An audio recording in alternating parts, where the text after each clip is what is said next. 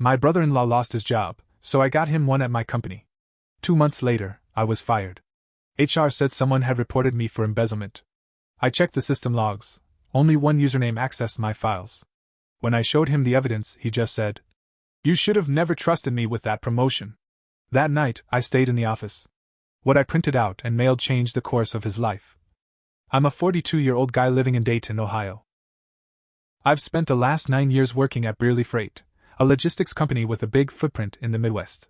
It wasn't glamorous work, but it was steady, and it paid well. I was the senior operations coordinator, middle management, basically. I wasn't the boss, but I was trusted. People came to me for answers. I was that guy who always picked up the slack when others dropped it. I have a younger sister named Erica. We grew up close. Our dad wasn't around much, so I was the one who helped her with homework, taught her to drive, picked her up when she got into trouble. She's 5 years younger than me. When she got married to Brandon 6 years ago, I didn't say much. I didn't like him, but I kept it to myself. He was charming in that fake kind of way, always cracking jokes, always acting like he was doing you a favor by just showing up. But he seemed to make her happy, and that was enough for me at the time. Last fall, Brandon lost his job. The small company he worked at in Columbus shut down. Erica called me crying. Said their mortgage was late, they were 2 months behind on car payments, and Brandon wasn't taking it well. He was drinking a little too much, snapping at the kids, staying up all night on his phone. I couldn't ignore that. She's my sister. So I called in a favor with my manager, Kurt. I told him my brother-in-law needed a break. I talked Brandon up, said he was smart and eager to work. I even helped fix up his resume. Got him an interview at Brearley for an assistant logistics position. He got hired. I basically handed him that job. From day one, I made sure he didn't screw it up. I taught him how the systems worked. I showed him how to organize the freight entries, how to keep the warehouse inventory synced with the regional tracking logs. He acted grateful. Always saying, "Thanks, man," and "Couldn't have done this without you." But something was off. He got real cozy with my manager, Jody. She liked when people made her feel important, and Brandon played into that hard. He was always bringing her coffee, complimenting her shoes, asking about her daughter's soccer games. The guy turned into a kiss-ass overnight. I brushed it off at first. Figured maybe he was just trying to make a good impression. Then weird stuff started happening. I applied for a promotion in early December. A senior regional coordinator spot opened up. I was qualified. More than qualified.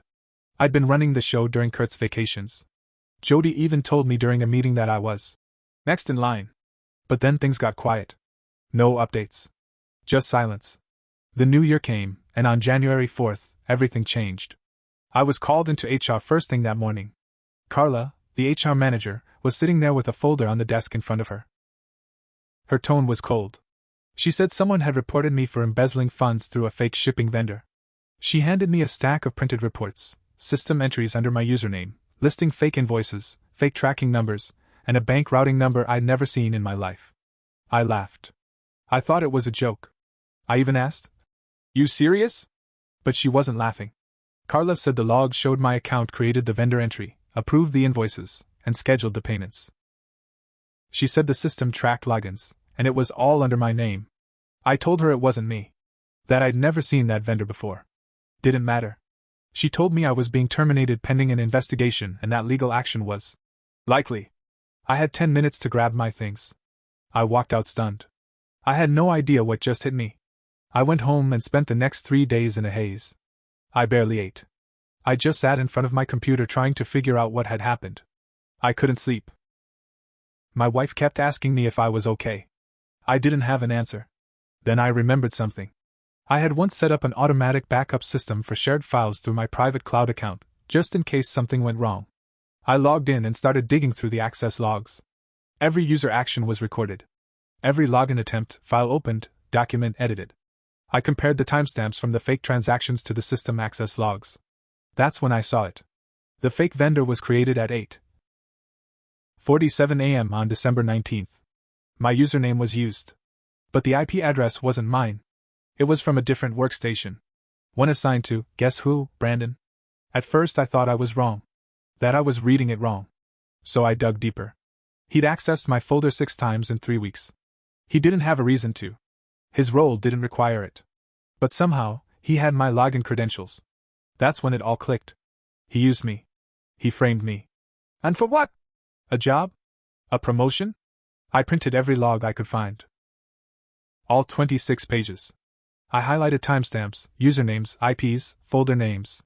I didn't even know what I was going to do with them yet. I just knew I had to confront him. So that night, I drove to their house. It was around 9 o'clock. Erica opened the door, holding the baby, looking tired and worn down. Brandon came down the stairs in sweatpants and a t-shirt, holding a beer. I handed him the folder. Didn't say much. Just said, "You want to explain this?" He flipped through the first few pages. Didn't even look surprised. Then he said something that made my stomach drop. "You should have never trusted me with that promotion." I didn't say a word. I just turned and walked away. That night, I couldn't sleep again. But this time, it was different. I wasn't in shock. I was focused. Angry.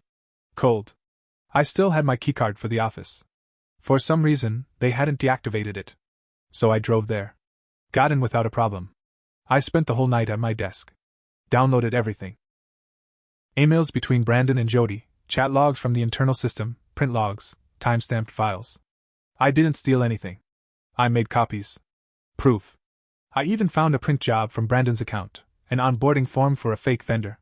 Printed 1 week before the first fake transaction. I knew what I had to do. The next morning, I printed 3 copies of my full report. I mailed them anonymously. 1 to Brearley Corporate Headquarters. 1 to the IRS. 1 to the Ohio Attorney General's office. Then I waited. 3 weeks passed. On a Monday morning, I got a call from a guy named Robert Green. Said he was a corporate fraud investigator. Asked if I could come in and give a statement. I showed up the next day. Brandon was in the break room when I walked in. His face went pale. He walked out without saying a word. The investigation went on for 2 months. I didn't talk to Erica during that time. I wanted to. But I didn't want to mess things up legally. In April, they finally made the arrest. Brandon was charged with wire fraud, identity theft, and criminal conspiracy. Turns out the bank account linked to the fake vendor was in his cousin's name. But the money always ended up back in Brandon's. It was over $90,000. Jody was fired. Kurt got reassigned to some warehouse in Kentucky. I never heard from Carla again. But I wasn't done yet. After Brandon was arrested, things didn't get easier right away. The news spread fast through the office, and even faster around town. People love a scandal, especially in a place like Dayton where not much happens. But it didn't matter. I stayed quiet. I didn't want sympathy, and I sure as hell didn't want attention. What I didn't expect was for people to start turning on me. See, Brearley didn't want to admit they'd screwed up. That they'd fired an innocent man without doing a real investigation. So instead of issuing a public apology, or clearing my name properly, they buried it. Quietly. No press release. No email to staff. No reinstatement. So even though Brandon was in jail, people still whispered about me. Said maybe I was involved, and maybe I cut a deal to get off. One of the junior supervisors, Matt, even told someone that I'd probably turned Brandon in to save my own ass. I heard it. Word for word. Because the idiot said it in the cafeteria, while I was sitting right behind him. I stood up, walked over, and said, "If you're gonna lie about me, at least say it to my face." He didn't say a thing. Just stared at his sandwich. I didn't punch him. I wanted to. But I didn't. After that, I realized something. I wasn't going to get my life back by waiting for someone else to fix it. I had to make people see what really happened. So I contacted a friend of mine from high school, Beth. She's a local journalist now, writes for an independent paper in town. I told her the whole story. Showed her the evidence, the logs, the documents. I kept names out of it, but the story was clear. A man gave his brother-in-law a job, got framed, got fired, and then exposed the truth. Beth published it under the headline, "Framed and fired, local worker takes down company fraud from the outside." It blew up. People figured out who it was about. Everyone at Brearley knew. Within days, their corporate PR team released a statement about new internal controls and changes in leadership. Total damage control. The story gave me a little peace. But then came the fallout from family. Erica called me. She was crying, angry, confused. She said Brandon told her that I framed him because I was jealous he got promoted over me. Yeah. That's what he told her. I asked her if she really believed that. She said, "I don't know what to believe anymore." That stung more than anything. I expected it from coworkers, from strangers online. But not from her. I told her, Look at the facts, Erica. Look at the accounts. Look at the timeline. It was all him. She hung up. 2 days later, she showed up at my house. Just her and the baby. She said she'd gone through Brandon's emails. That she saw the fake vendor paperwork. The bank deposits. Even a message where he joked to his cousin. Too easy. Old man had no idea. She was wrecked. Her whole world had fallen apart. I told her to stay as long as she needed. I never blamed her. She didn't know. Brandon fooled all of us. But the drama didn't stop there. 2 weeks later, I got a certified letter from a law office. Brandon's cousin was trying to sue me for defamation. He claimed the story I leaked to the press had damaged his reputation and cost him employment. It was a weak case. Real weak. But it forced me to hire a lawyer, respond to the suit, and dig even deeper into Brandon's little scam. And that's when I found something even worse. He hadn't just framed me. He tried to frame someone else before me. A year earlier, another logistics worker named Darren got fired for a system error involving missing freight payments. The company buried it, blamed it on negligence, and moved on. But in the logs I kept, I saw something strange. The same fake vendor account had a test entry 6 months before my firing. Same vendor name. Same address. Different bank account. I contacted Darren through LinkedIn. We met up for coffee. I showed him what I found. He almost started crying. Said he'd spent a year unemployed, nearly lost his house, and thought his life was over. We talked for 3 hours. That night, I went home, pulled up everything, and realized what Brandon had been doing. He had been planning this scam before he ever got hired. That's why he got so close to Jody. That's why he acted so friendly. He saw Brearley as a gold mine, and I was just the first sucker stupid enough to hand him the key. But now I wasn't just a guy who got framed. I was the guy who had proof. And I was going to make sure every single person who let this happen paid for it. After meeting with Darren and going through the logs again, I knew what I had wasn't just a personal revenge story anymore. Brandon had used Brearley like his own personal ATM, and he'd nearly destroyed 2 lives in the process. Who knew how many others he might have screwed over? But here's the thing, I didn't trust Brearley to do anything about it. They'd already fired me without a proper investigation. They'd buried the truth to save face. And now, with the defamation suit hanging over me, I had to assume someone in that company still had something to hide. So I started digging deeper. I still had access to some old files I backed up, mostly from my time doing performance reviews and internal operations audits. I'd saved more than I remembered. Notes. Memos. Even some meeting recordings. What I found made my skin crawl. Turns out Brandon wasn't acting alone. There were emails between him and a guy named Lewis, one of the mid-level IT managers. I'd worked with Lewis before. He was the kind of guy who blended in. Quiet, clock in clock out type. Nothing flashy. But in those emails, Lewis was helping Brandon bypass certain system access logs and even wiping out error flags that normally would have triggered a system alert for duplicate vendor names. It all made sense now. That's how Brandon managed to use my login without tripping the automatic red flags. Lewis had helped him cover his digital tracks. Why? I didn't know. Yet. But I had enough evidence now to bury both of them. Before I did anything else, I took it all to my lawyer. Her name was Melanie, sharp as a blade, and she didn't waste time. She took one look at the data and said, "We're not just defending a defamation suit. We're going on the offense. We filed a countersuit against Brandon's cousin and named Brandon and Lewis in a new complaint, conspiracy to defraud, identity theft, and wrongful termination." That's when things got messy.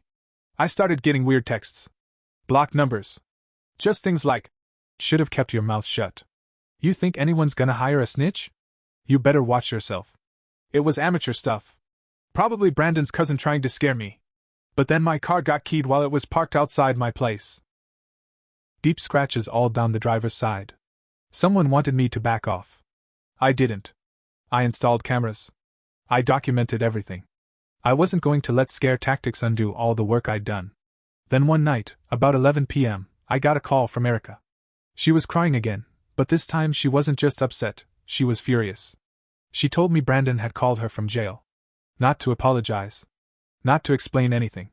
He called to blame her. Told her she never should have told me about his cousin's involvement. Told her that she was the reason. Everything's falling apart. That call ended with her hanging up on him and blocking his number. But she told me something else. Something that changed everything. She said Brandon once left a thumb drive hidden in the air vent of their closet. She remembered seeing him pull it out late at night when he thought she was asleep. I told her to find it. Carefully. She did. Inside were dozens of files, PDFs, spreadsheets, scanned IDs, even fake invoices that hadn't been submitted yet. Backup plans? Like he was getting ready to run a second scheme if the first one didn't pan out. And mixed in those files? A spreadsheet with names. Employee IDs? Notes next to each one. Next to Darren's name. Too messy, backed out early. Next to mine. Perfect cover. Trusted. Easy to access. Next to Lewis. Has a kid in college. Needs cash. He had planned it all. Like a checklist. Melanie looked at the spreadsheet and said, "This is it. This is intent. You're not just the victim. You're the witness." We handed it over to the investigators. After that, the legal tables turned. The cousin dropped the defamation suit 2 days later. No explanation. Just walked away. Brearley got real quiet again. Too quiet. Until a letter came in the mail, hand-signed by one of the VPs I'd never met. A formal apology. A settlement offer. 6 figures. They wanted me to sign a non-disclosure agreement, waive all legal claims, and walk away. They wanted to buy my silence. I didn't sign. Instead, I handed the NDA to Beth, the journalist. She couldn't publish the names. But she could publish the story, especially the part about a major logistics company trying to buy off a whistleblower to bury an internal fraud conspiracy. The second article hit harder than the first. And now I had something else, leverage. But I wasn't done yet. Not even close. Because while Brandon was behind bars, Lewis was still out there. Still working. Still covering his own tracks. And I had a feeling he wasn't finished. Not by a long shot. After the second article came out, I knew I couldn't let this fade away. The damage Brandon and Lewis caused wasn't just about me getting fired. They had hurt other people. They were going to keep hurting people if someone didn't stop them completely. Brearley started scrambling again. They sent a second offer. More money, tighter NDA. My lawyer laughed and slid it across the table back to me. "Tell them we're not signing anything. Trial's still on." But I didn't want just money. I wanted them all held accountable. Publicly. So I made a call to Darren. Told him everything. Asked if he wanted in. He said yes. I added his name to the civil suit.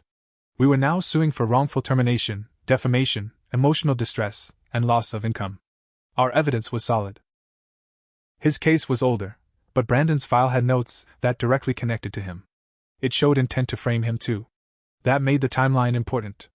More and more people came out of the woodwork. Former Brearley staff who had stories about missing funds, fake vendors, strange terminations. One woman emailed me anonymously, said she was let go after pointing out a mismatch in the budget but was told to drop it. She forwarded me a screenshot from an old Slack conversation between Lewis and another IT tech. "Don't worry, I cleaned the logs. No one's gonna find it unless they dig real deep." That was all I needed. At that point, the state got involved. The Attorney General's office called me for a second time. They were preparing a wider case against Brearley for failing to report internal fraud to regulators and shareholders. Lewis wasn't just some tech guy now, he was part of an actual cover-up. He got arrested 3 weeks later. I showed up at the courthouse that day. I wanted to look him in the eye. When they brought him out in cuffs, his face dropped when he saw me. He looked straight at me like he was trying to figure out how I'd done it. I just nodded. Brandon's trial started soon after. His lawyer tried to spin it as a desperate man trying to support his family. Said I misunderstood the promotion comment. Claimed I was bitter. But the evidence crushed him. The logs, the IP addresses, the spreadsheet with names, the printed vendor forms, every detail led back to him. Every lie fell apart. The jury didn't even need a full day. He was sentenced to 12 years in federal prison. He cried when they read it out. Said, "My kids won't even know me when I get out." I felt bad for his kids. Not for him. Lewis got 9 years for conspiracy and obstruction. Turns out he'd also helped someone in the finance department cover up a separate scam involving vendor kickbacks. He thought no one would ever find out. He was wrong. Brearley tried to save face. They fired everyone connected to the mess, including Kurt and 2 board members who ignored complaints. Their stock tanked. Clients walked away. The company rebranded 6 months later, changed their name, closed their Dayton office entirely. They settled with me and Darren for $2.1 million. After taxes and lawyer fees, I walked away with about $880,000. Darren got a little more since he'd been out of work longer. I gave Erica a cut. Enough to cover a new place, childcare, and finish nursing school. She cried when I handed her the check. She asked why I was still helping her after everything. I said, "You're my sister. And you didn't choose him." She hasn't spoken to Brandon since the trial.